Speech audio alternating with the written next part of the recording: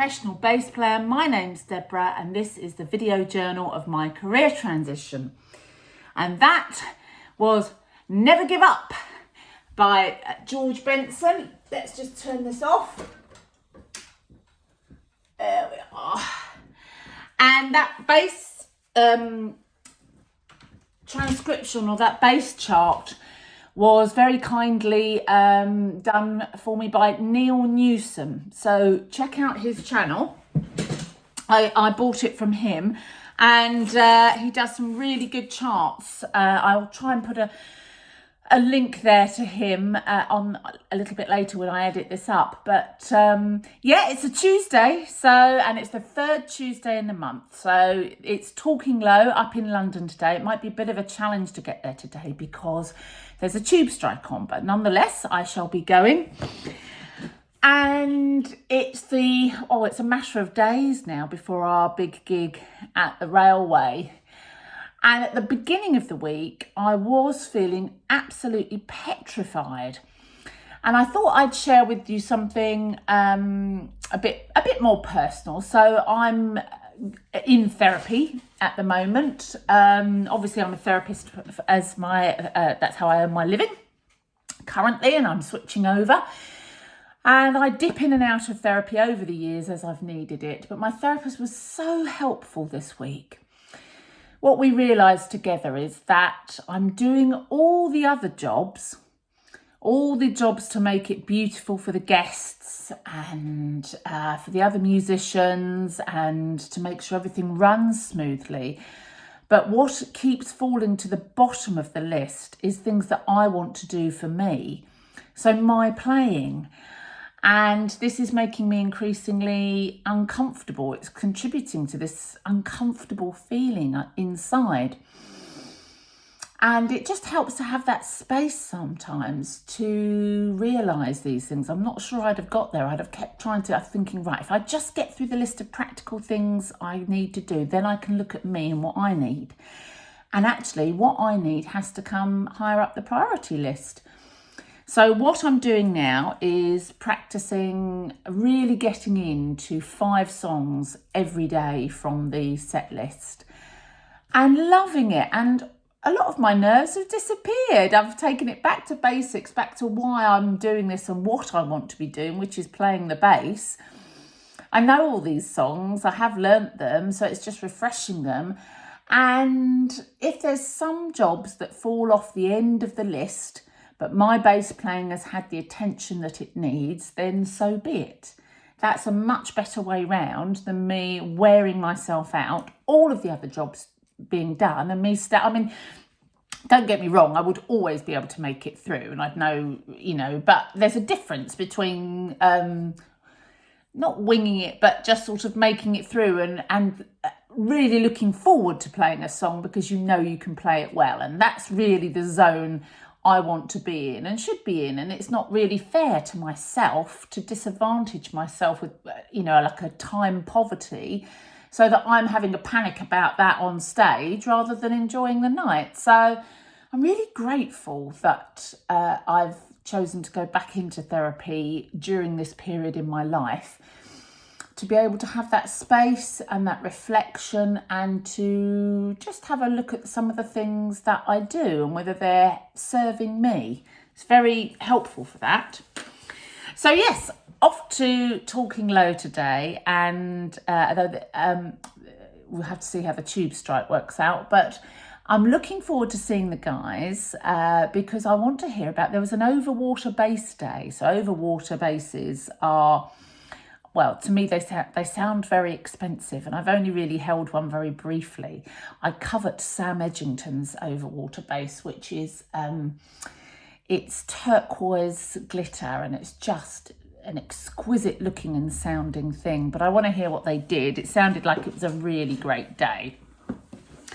The weekend was very busy, so we went to the railway on Saturday to just sort of scope out the room, and Martha and I recorded some short training videos for the team at the railway to train them on how to do the cocktails, to make sure that as I sort of indicated, I'm trying to make sure that everything runs smoothly, that consumers really do feel like they're in disco heaven as far as I can make that happen, so that the staff are well trained and knowledgeable. So we made these little training videos. If I manage to get one sorted on the train up to Talking Low, I'll pop it on at the end of this film. And we looked round at the decor and how that's all going to fit. So Martha is now working on some giant chandeliers that are made out of that glitter fringing curtain. And we also looked at the entrance and how that I want people to come up the stairs to the top floor of the railway and feel like they've, in Enid Blyton's book, The Folk of the Faraway Tree. It's just recently been made into a movie, but it's long been it was a real favourite of mine when I was little, and it really captured my imagination. And, the children climb up the tree, and every time they go up there, there's a new world, and they're never quite sure how long it's going to hang around. I want to create that kind of feeling in the railway. So we've been looking at how we can put up a curtain or something that indicates you're going somewhere different, and the rules are slightly different here, or the air is slightly sweeter. So I'm looking at that, and then this is an example of how my role just grows and grows and grows. Now, the railway has been left empty for years and years, and thankfully Jamie Foster took it on, and with the Heineken Brewery, and they have revamped it. It is beautiful. I urge you to go in and have a visit. Beautiful wood panelling, original William Morris wallpaper. It's exquisite, and downstairs is exquisite, and the room that we're in is beautiful. It's been painted, and also Jamie has soundproofed it with his sound guy Mike. So all the walls have this thick foam padding on that's going to make the sound in there really yummy, and I'm super excited about that. But Rome wasn't built in a day, and they haven't had time to get round to the toilets up there, which are clean, very clean and functional, but aesthetically an absolute nightmare. So I've got to, and I went in there and I thought, oh my goodness, what the heck am I going to do here? I've got days, and I need to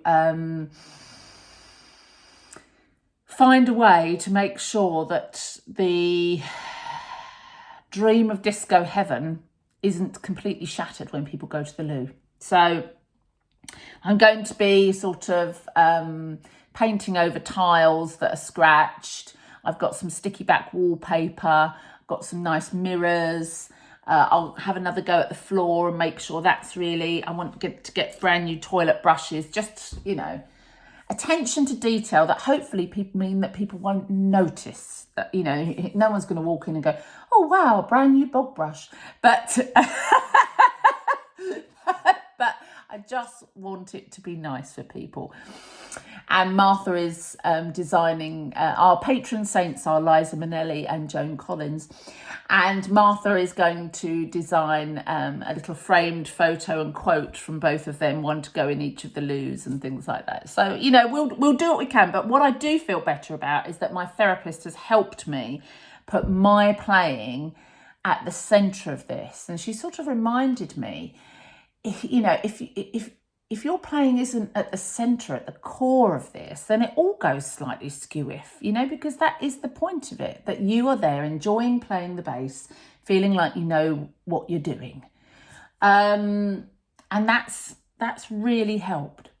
So I'm going to say goodbye now. I'm probably going to stick one of our training videos on at the end, and I'm going to jump on a train. Now, before I go, I must just send oodles and oodles of love to Dan Ogus, who is the presenter of Scattering the Roots and a Talking Low frequenter, and a dear, dear friend who's poorly in hospital, and I know he's watching all of these videos. So Dan, get well soon. Love you very, very much, and looking forward to seeing you at the next Talking Low in May. Take care. I'll be back on Friday. Bye-bye.